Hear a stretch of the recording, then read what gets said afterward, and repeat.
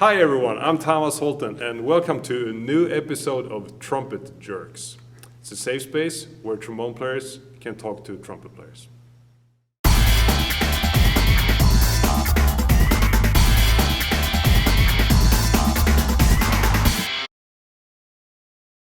Yeah, hello, I'm Thomas Holten and I play trombone with the Houston Grand Opera, and I'm here with Professor Carl Lenthe, a world-renowned bass trumpet player. He's here to play Götterdämmerung with the Houston Grand Opera. We're so pleased he's here. He's been performing all across the globe on this instrument, including Finland and Guam, I understand. And we're so pleased that you're here, Carl. And I'm glad to be here. Yeah, so Carl, I have a few general questions about the bass trumpet from a trombone player's point of view. Also, I was wondering, how loud can you play on the bass trumpet? How loud would you like it? Yeah, well, I mean, do you have like decibels? Do you measure in decibels, or how do you do it? No. No? Dynamics. Dynamics, okay. Would you say that you can play louder than a trombone? Well, similar to the bass trombone, the dynamic span reaches from off to on. Okay, and that's the correct way then of playing the bass trumpet. Yeah. Okay, that's interesting.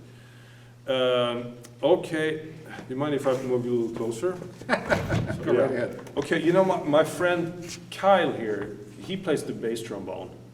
And so his parts are pretty low. And, you know, when you play the bass trumpet, I notice it has the name bass in it. Your parts are kind of high once in a while. Is that a mistake, or? No, it's originally conceived for a bass castrato trumpeter. Ah, okay. So and that explains the high notes. It does. Okay, so you're not just reading the wrong octave then. No. No. Okay, I'm so glad to hear that.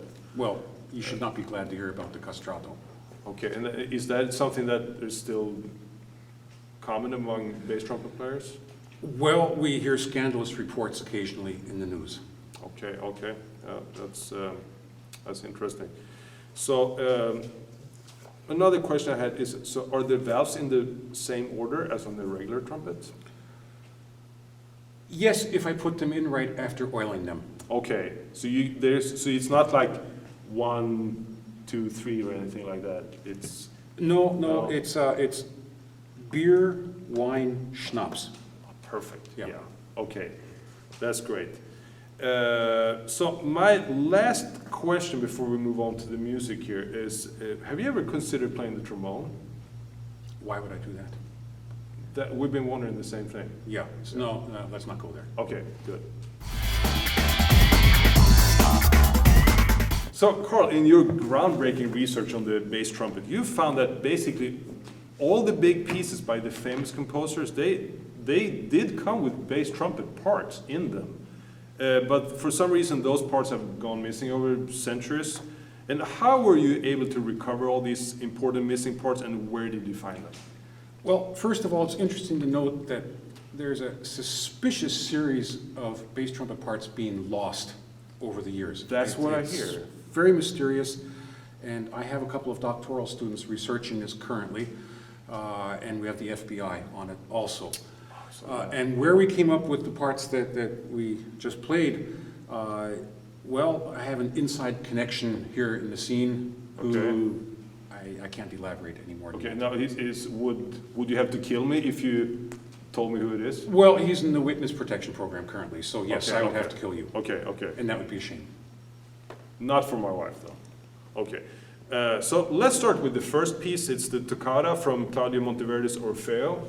And it's actually the first opera ever written. And it seems like a lot of those signals and call we still use today, that they were actually written by Monteverdi, right? Yes, the sword motif, the gold motif, Wagner did not invent these things, contrary to what famous musicologists may try to tell you. Yeah. No, these date way back to when people were playing on ram horns.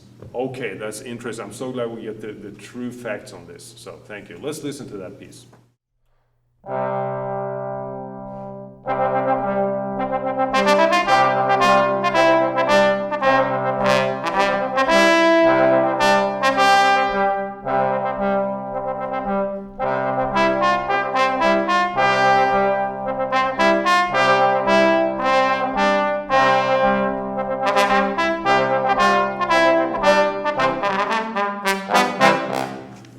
So, Carl, we all know that Mozart, he wrote 4 bass trumpet concertos that are now commonly played on the French horn.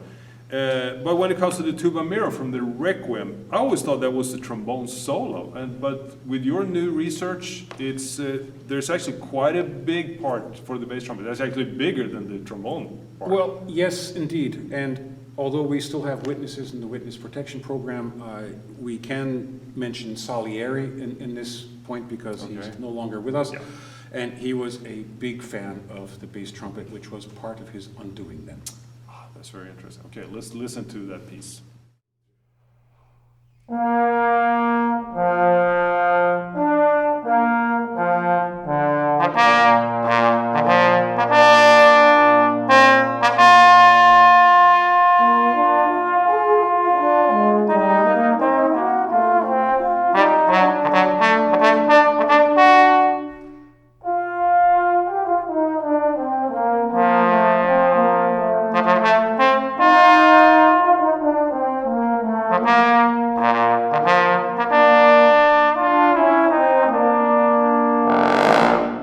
Brahms' father, he was a bass trumpet player, I understand, and he instilled a love for the instrument in young Johannes.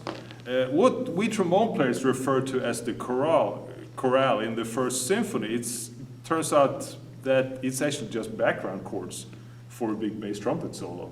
And your research must have ruffled a few feathers in the trombone community. Well, yes, and we know, for example, that Brahms's father played the trumpet and wrote etudes for the trumpet. And this was before valves were fully developed, so he did not have the advantage of the beer and the wine and the schnapps. But this caught up with him. Yeah. And again, he put these motifs that go back to ancient times into this special part of the symphony where the trombones then accompany. Yeah, that's very interesting. Let's listen to a musical example here. So.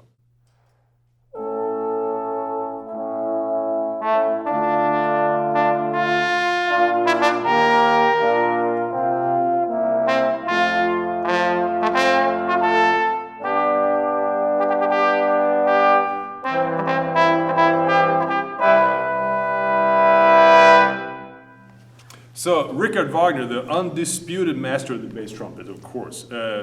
In Wagner's manuscript for the ring cycle, it actually shows that he wanted the bass trumpet to be on stage in the middle of the action, instead of, like usually now we put the bass trumpet player in the pit. But you know, when they then printed the score, those instructions were not in the printed score.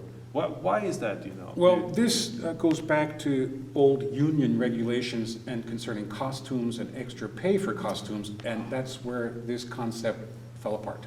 Okay. On extra pay for the costume. Okay, yeah. And especially for the horns, gets extra pay. Exactly. Okay, that's some kind of hazard pay. Since you're a trumpet player and you would have horns on your head. Yeah. That would be dangerous, yeah.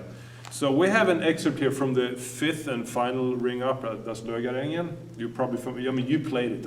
You played in German for years, so you know this in and out. And this where Siegfried is taking a bath and reflects back on all the mystical creatures he has fought and conquered. Many people consider this the epitome of writing for the bass trumpet. Would you agree on that? Absolutely, yeah. And he predated, for example, the famous composer Enrico Mancini. The Italian, and you'll hear hints of that in here. Okay, that's very interesting. Yeah. So, okay, thank you. Let's listen to that. So.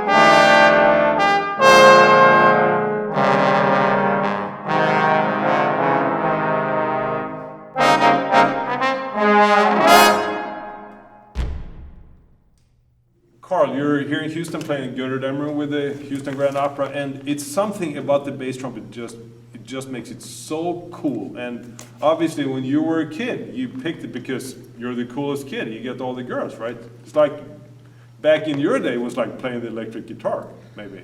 Well, I'd first like to mention that this in-depth interview is brought to you by the Rafael Mendez Brass Insititute, which is a week with Summit Brass this July, and there may still be scholarships available. So go online and check it out, the Rafael Mendez Brass Insititute. What was the question Very cool. again? The question is, you're like Mr. Cool holding this thing and playing it. Is that why you picked it, to get the girls? Yeah, and what makes it cool is you have bass and you have trumpet. Now imagine bass and trumpet, and you put it together and you have the bass trumpet.